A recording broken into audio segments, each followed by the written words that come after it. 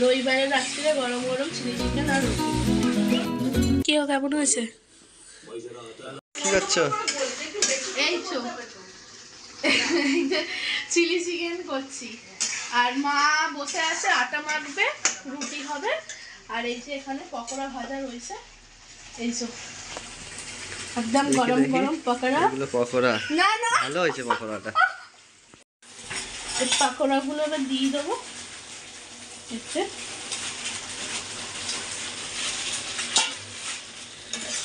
একদম ভালো করে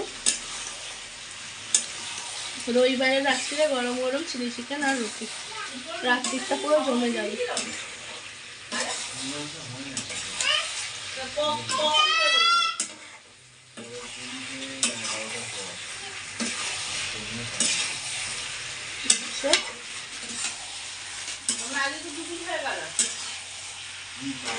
আমি একটু গ্রেভি গ্রেভি করবো, এর মধ্যে একটু জল দেবো, যেহেতু রুটিটা খাবো তো তাই ড্রাই রাখলে হবে না, একটু জল দেবো। জল না দিলে? জল না দিলে এরকম এরকম মানুষ স্টার্টার করতে পারে, চিলি চিকেন রুটি দিয়েও খেতে পারে, কিন্তু টুকরো টুকরো রুটি দিয়ে খেতে পারবো না, তাই জল দেবো।